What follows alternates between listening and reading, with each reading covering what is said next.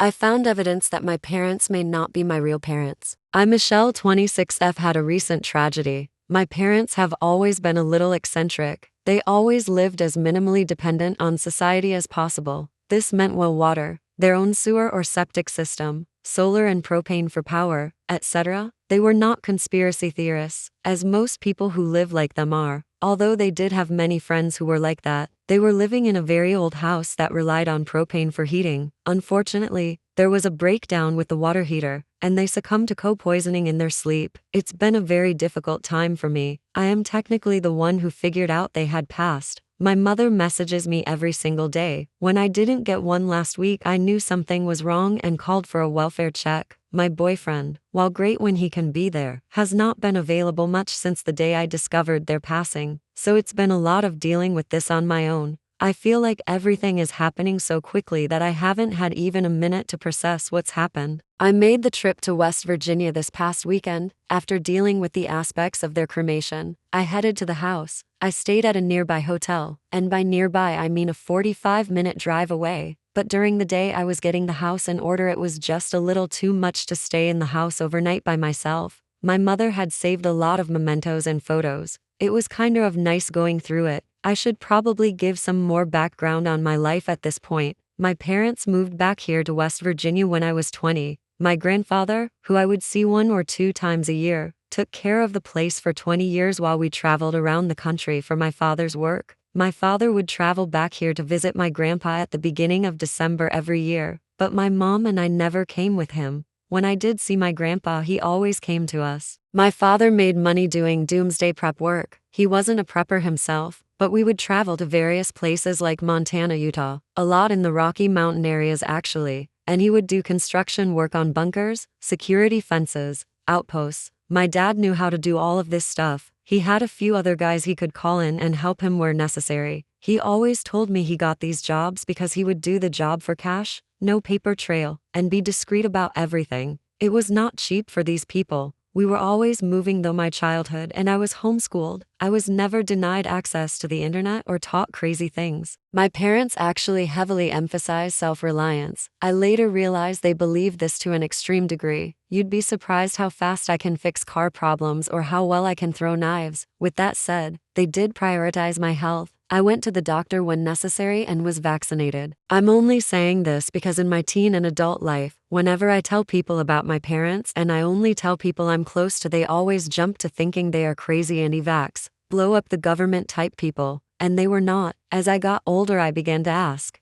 beg really, that I get to go to real high school. My parents caved, and we moved to Burlington, Co. It was a bit of an adjustment, but I loved being around people for longer than a few months at a time. I did all the things a typical teen would do in high school. I made friends, had boyfriends, went to dances, played sports, and so on. After high school I went to the University of Colorado on a pole vault scholarship. After college I got a job near Boulder and met my now boyfriend. To get back to the point of this post, I noticed something rather alarming going through old pictures. My mother had a habit of backing up photos on zip drives. I was looking at photos labeled Michelle's first Thanksgiving. This didn't set off any alarms though until I started looking through Michelle's first Christmas. I was noticeably smaller. I know pictures can look different because of angles or whatever. No, I am smaller. Every angle, every picture in comparison. I also have way more hair. Yes, it had been a month, but there was no way I grew that much hair in 30 days. All the pics before Christmas are in or around this very house, starting that Christmas. They are of my parents' camper, and the various rentals and campsites we lived in until I got to high school going forward. Now obviously I don't remember this house at all, coming here for the first time when I was 20,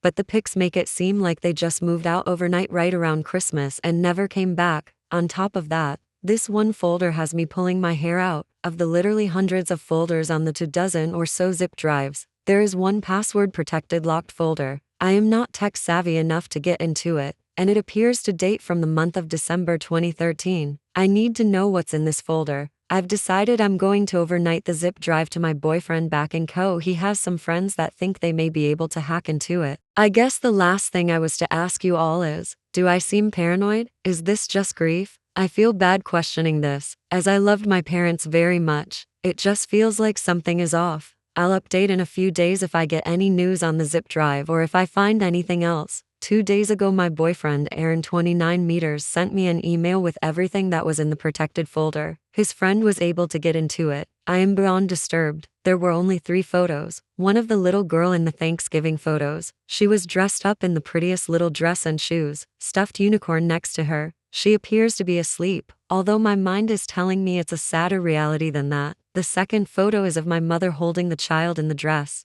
There are tears in her eyes. The last photo was of a wooden box. It had very ornate details on the front and sides. The picture, however, is kind of far away. When it came to making out the wording on the front, I couldn't at all. But I had my suspicions. I spent the whole night looking at these photos and many others. I think this was my parents' actual biological child. I think she died. And I'm starting to worry that they took me from somewhere. At first, I mulled over the possibility that I was a twin, but there are no photos with 2 babies. This new revelation has me constantly wondering if this child is buried in the spot. The spot is what I call this odd place on my family's land. It's kind of offset from the main house, where this old tree has grown. I never came here until I was 20. My father came back every year in early December. My mother was always somber during the time he was gone, and they would be oddly affectionate to each other when he returned. Not that my parents weren't affectionate with each other, it just always seemed more upon his return for a few days. Once they moved back here, I began to notice that the spot always seemed to have flowers on it. It would have a wreath at Christmas. I asked about it 2 or 3 years ago and they both just said it was just a reminder of the family members, yes plural, that have passed. I always just accepted that as their way of remembering their ancestors. I did something yesterday that I really struggled with internally. I dug up the spot. I feel bad, especially because of what I found. I found the box. I didn't open it. I know what was inside. On the front my name was carved into it. Michelle Kimberly Nolan, May 19, 2013 to December 5, 2013. This is the body of my parents' biological daughter. I realized I was adopted, or kidnapped, or bought. I went back to digging through my parents' house during the day, and looking at photos at night. I hadn't paid much attention to the other people in a lot of the photos. Then I took a closer look at my father's only photo from his time in the Marines. He never liked to talk about it and I never pushed. This photo is of him and one other man. I looked through the photos of 2013 and this man is in a few from that year, including Thanksgiving. He first appears in my mother's photos in 2012. In all, he only appears in 10 or so pictures. Today, I made the decision to visit my grandfather. He lives in a nursing home and has Alzheimer's. I wasn't expecting much. He apparently has some moments of being lucid, but those are very few and far between. The nurses did tell me he will occasionally speak of things that happened decades earlier. I went there hopeful to find out anything about this man. My grandfather wasn't able to say much of anything. He just kind of sat there as I talked to him. However, when I put the picture in front of him and pointed at the man, he began to nod a little. Eventually, he started to mumble and finally get more clear. Chris. He just kept saying it over and over. Chris, Chris, Chris. I was a little shaken honestly, and I wondered if this man still lives around here. As I passed by the nurse's station on my way out, one asked me, "How was Mr. Nolan today?" I said, "Oh, as good as expected. Can I ask if you have ever seen this man?" My grandpa said his name is Chris. The first nurse said no, but the second nurse who came over to look grew bright-eyed. "Oh my God, I have to look. I swear that's him." She pulled her phone out and began looking something up. Oh my God, I was right. That is Christopher Corey. I'm a huge true crime fan. I would recognize him anywhere. I was startled by that. Who is he? She was more than ready to tell me everything. Christopher Corey, from the Merry Christmas Massacre. He burned his whole family alive on Christmas Eve, shot his sister a bunch of times. She actually survived, if you can believe it, kidnapped her baby, whose body they never found, then turned himself in. Oh my God, it's like my favorite case. He only lived like 3 towns from here. You should watch the Netflix documentary on him. It's called Burning Lies. I thanked her and cut the conversation short. When I got back to my hotel room, I got on Netflix and searched up the documentary. I just finished watching it. It is literally the most horrible thing I've ever seen. I cried through most of it. When they showed the picture of his sister Alicia holding her baby, I paused it. That is the same baby from my first Christmas photo in the camper. I am Ivy Rose West. I am the baby he took that night. How were my parents okay with this? They had to have known what he was going to do to those people. I get grief over the loss of their baby. But to go along with that, I feel sick. I can't even breathe. They were so great and yet they let him do that. How? I don't know what I am going to do next. I'm retrieving their ashes tomorrow, and I am supposed to spread them on the spot. That's where they always said they wanted to be put. Now I know why. It's all so fucked up. I really wish I hadn't gone looking. I returned to Colorado and told my boyfriend about everything I figured out. We watched the documentary together. He remarked on how much I looked like Alicia. I hadn't even really thought about that the first time as I was so preoccupied on the baby girl.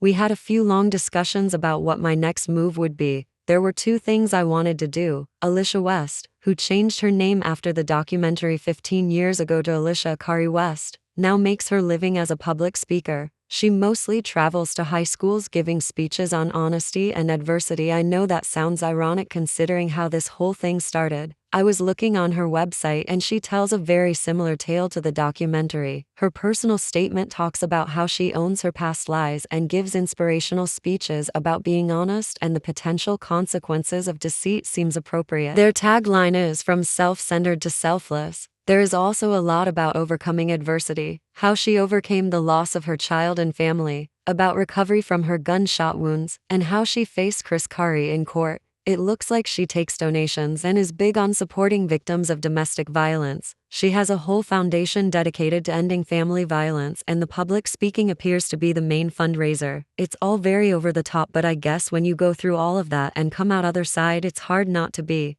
There is a full section dedicated to finding her daughter, finding me, with a reward offer, old pictures, and age pictures. It's kinda what I look like. I took the contact information for the Finding Ivy section and sent an email to it. I included some of the photos from my parents with Chris, and photos of me from Christmas that year. I wanted her to know I was serious, that I wanted to meet and would be happy to get a DNA test. I included my phone number in the email. About 6 hours later I got a call and it was Alicia herself on the other end. She was crying. Then I began to cry. My boyfriend was listening but stayed quiet. We talked and talked. She asked me all about my life. I could tell in her tone she had a vile opinion of my parents. I can't blame her. They allowed this to happen. We agreed to do a paternity test. She said she would happily pay for it. When our call ended, her assistant came on and gave me all the details I would need. I just had to submit my sample to a local lab, give them Alicia's code, and we would have immediate results. The next day I did just that and lab tech told me it was a perfect match. Alicia was my mother. I guess she had a notification set up because I got a call immediately. She sounded almost hysterical and wanted to fly me out to Chicago as soon as possible. I was already on day 9 of my 10-day bereavement. I called my boss. He listened to my entire fantastical story and told me he couldn't give me any more bereavement but would approve TOE for as much as I had earned. I decided to take it. I had about a month's worth. I called Alicia back and said I'd be glad to come to Chicago, but I wanted to make a stop first. She asked where and I told her it may be triggering. She just said back to me, Fort Madison. I said yes, I want to confront my uncle. She asked me to wait. She wanted to talk to me about something important first. She booked me 2 tickets for the next day, first class to Chicago. Aaron came with me, and Alicia had a car pick us up at the airport. Her office was amazing. When Aaron and I arrived, we did all the usual pleasantries. Alicia hugged me and seemed like she didn't want to let go. She looked incredible for someone who was 51 years old. After the introductions, she asked Aaron for some girl time. We talked for hours about everything: pole vaulting, high school, my upbringing, her family, my real father, her job, my job, and so on. It was really great to get to know her. She did have a bit of an arrogant vibe, but being a successful philanthropist I guess comes with a little bit of that. Alicia insisted that we stay at her house. It was huge. I couldn't believe she was making this much. I asked her about it and she said it was Netflix money. The next day I awoke early and she was happy to see that I was up. She asked me to come into the office with her. She gave me a bit of tour of her operation. I met some of the people. They didn't seem as friendly or happy as I would have expected people doing the selfless work they do, although I guess they work with a lot of victims of domestic violence and I'm sure that takes its toll on them. After the tour, Alicia sat me down and told me she had a business proposition for me. I was a bit surprised. She began talking about how Burning Lies had been one of the most popular documentaries in Netflix history, and that when she contacted them, letting them know we had been reunited, they were eager to do a follow-up. It would be a lot of money for both us. I think she could see the uncertainty in my eyes, because her whole tone changed. She started talking softer. I could tell she was trying to empathize with me. I asked her what this would entail. She said they definitely want to do an interview with the two of us together, and they'd like to film your confrontation with Chris. I was really apprehensive about this. I had no idea how I would react when I actually saw him in person. She assured me that I would be safe in every way. Erin could be there. She would be there, whatever I needed. She also told me it was unlikely I would get my chance any other way. Chris had denied Alicia numerous times over the years, even during the documentary. If Netflix was involved, the higher-ups at the prison would make Chris do it, but without that it was unlikely I'd get an audience with him. I told her I needed to think about it. She said that was expected and to take my time. Erin and I are both here in Alicia's house now. He's relaxing while I type this out. He's been no help. He just tells me do what I think is best and he backs me 100%. While I appreciate that, I really just want somebody to tell me what to do right now. I am so conflicted. This is so much all at once. 2 weeks ago I was Michelle Nolan and had just lost my parents in a tragic accident. Now I'm Ivy West and I've got a major studio wanting to watch while I confront my mass murderer uncle. I don't know what to do. I need to know if this is the right thing to do. A big part of me wants to do this, but I'm also terrified. My life is so far from where it was just a few months ago. I'm about to head to the airport and board a private plane to Fort Madison, where I will come face to face with a mass murderer. They keep assuring me I'm in no danger. There are guards, he will be chained, and he has been a model prisoner for 25 years now. Like all that is supposed to make me feel better. So much has happened since my last post. The pressure kept up the very next morning after Alicia proposed doing the Netflix update. Alicia had a million reasons why this would be good for us, and when she told me the estimate payout for it, I was mind blown. This could really set me up. I didn't last long and agreed to be part of the project. There were lawyers on the doorstep that very week and we were locked in. That's when things took a swift nosedive. You know when you should trust your gut, but don't, because what you're being sold or shown or promised is just too good to pass up. Well, if that was a person, it would be Alicia Curry West. Shortly after inking the Netflix deal, she came to me with a job offer. She wanted me to go on the road with her, doing the public speaking engagements and raising funds for the foundation. She sold it to me in so many ways. We could make up for lost time. We could really make a difference in kids' lives. We could honor my birth father. We could possibly get other TV deals. She would start me out at $100,000 a year, and much more. I didn't know what to say. I had been at my job for 3 years at this point, but that would be a huge raise. I ended up accepting, and told my boss that I wouldn't be returning. After I accepted, Alicia asked if I'd start calling her mom, and I agreed. I still had this sneaking feeling that something was off, but I ignored it. I mean, I had my real mom. She was rich, and she wanted me to have the same life she had. I began going to work with her the very same day. Over the last month, we have mostly been planning speaking engagements and talking about the angle we would take. The thing that bothered me was she wanted to play up my life as really negative. It's like she wasn't lying about how I grew up, but wanted it to seem like I was abused, neglected, and mistreated, always focusing on moving around, living in campers, denied access to society. She even wrote statements that implied physical abuse. I don't know what to think of Val and Kim anymore, but they were not evil. They treated me great and raised me the best they could. I don't want them slandered. It was after the first week of working with her that I really started to take notice that she was very self-centered. Her assistant seemed like she was always on the verge of tears and trying to anticipate Alicia's next move. She wasn't very nice to any of the other staff members either. I tried to be friendly with them, but they all seemed to get really nervous around me. After overhearing someone talking about how the bitch denied my raise, but brought her new little pet in at 3 times my salary, I began to wonder how much of her company or foundation was really dedicated to helping victims. I have a financial or accounting background. I went to Alicia about 2 weeks in and asked to look at the company finances, under the guise of trying to maximize our intake, which is weird because this is supposed to be a non-profit. She agreed, which I was surprised. She had only known me a few weeks, and I could get the vibe she was trying to be a mom.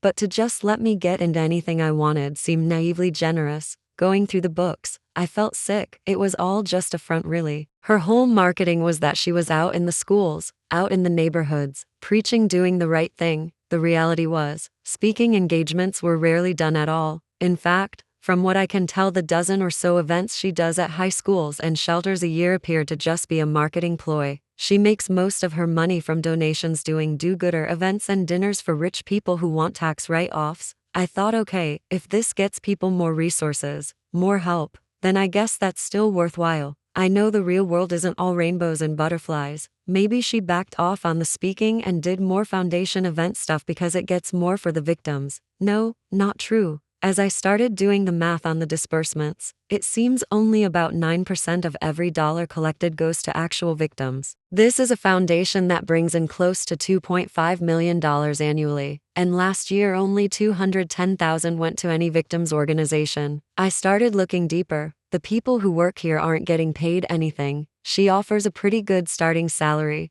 but looking through the employee records, raises are few, far between, and slim at best. The operating costs were high, with most of that being in the form of fancy events to impress her rich donors. The largest piece of the pie appeared to go to Alicia. She listed as having a salary the same as the employees, but she lives in a company home, has 3 luxury company vehicles, gives herself a ridiculously high per diem for any time she's out of the office. In the past few years she has traveled for conferences, speaking engagements, and company retreats to San Francisco, Paris, Tokyo, and a number of other places. When I asked about it, she didn't get defensive, she didn't angry, she didn't try to lie, she was proud, she bragged, she started laying it all out. Going out and taking a few for the team at a high school always meant bigger donations at the dinners and socials. She went on and on about how to max out donations. I think she was under the impression she was teaching me something. When we talk salaries, she explained, never pay someone the minimum, they'll always leave, because they can and not lose anything. You want to get them in with a good offer, then keep them through their own necessity. You got to give them just enough to live a little, just enough to make them reconsider leaving. Then you've got them for good. Her unethical business practices aside, I asked her how she felt about the people she was supposed to be helping. She didn't even comprehend what I meant. She truly believes she is doing everything she can for the victims, and that her foundation does everything it can for them. I asked about all the amenities she gives herself, and she said, it's just her pay. She dedicates her life to helping others. She's earned all this. This woman is a total narcissist. Over the next couple weeks, I did my best to contribute and be her little protege. I was so appalled by what I had learned. I knew I had to do something. I didn't really know what, but something. That has meant weeks of playing along with Alicia. Here's a recap of things I've learned. She has had just about every form of plastic surgery, all medically necessary and covered by her company, of course. She also offered to get me new boobs, saying, you're young now, but a little enhancement never hurt. She planned a 4-day company retreat to Aspen because I'm from Colorado, and when I asked why would we go there in the summer, she just said to consider it a birthday present. I said my birthday was in May. She said, no, it's not, it's July 9th. I hadn't really thought about that. Her plan was Aaron could join us.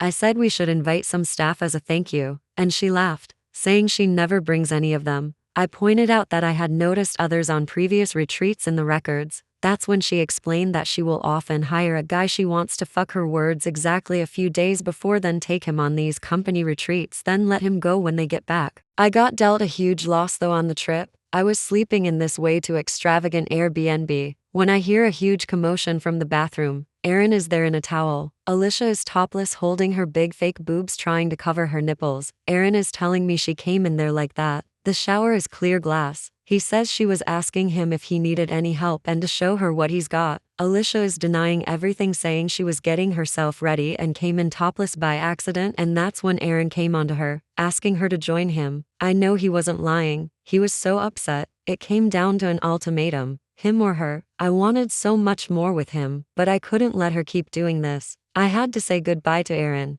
I still didn't know what I was going to do, but I couldn't just let her keep taking advantage of people. He left the trip. I tried to reach out, but I'm blocked. Goodbye, Aaron. This ended up being a blessing though. She now trusted me completely. I told her that we should do a PR campaign on our reunion. She loved the idea. We did this whole workup called I Am Ivy West. I also suggested we make it legally official, that I am her daughter. She was happy to do this. Her lawyers made quick work of the process. We finally got to our first filming. It was going to be 3 filmed parts, an interview with the both of us, then one with us and Chris. last a follow-up interview with us on our thoughts about facing Chris in person. The first interview was horrible. It was so much bashing of my parents, Val and Kim, painting them as monsters. Alicia kept speaking for me when they would come up. The narrative she was pushing was she was saving me from my past. It was sick. Yes, they did something horrible, but they weren't horrible to me. But yet again, I had to go along with it.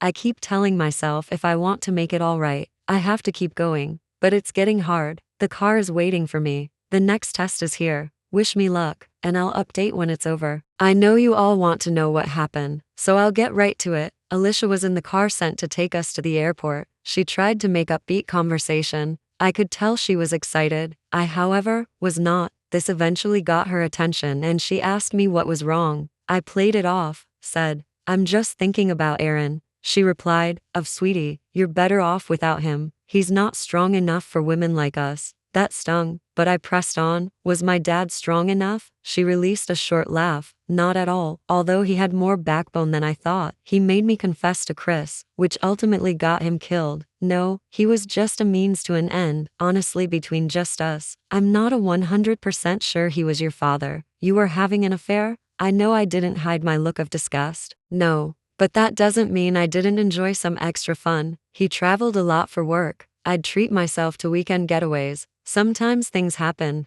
I mean, he's probably your father. She looked at me and noticed my expression. What, did I hit a nerve? You'll learn at some point. One person isn't enough for anybody. Not long term. Everyone does it. I just learned the truth early. Besides, it runs in the family. Chris wasn't my father's kid and everyone knew it, except Chris. Why do you think I was everyone's favorite? I looked at her again, even more shocked. She kept going. Oh, don't feel bad. My dad, he was having affairs too. It was funny because he liked the femboys. God, he was such a freaky old man. He would donate to an anti-gay cause one day, then turn around and buy some 19-year-old guy the next. He was the first one to back up my aunt when she disowned Robert too. She laughed at that point. In disbelief, I continued. Who's Robert?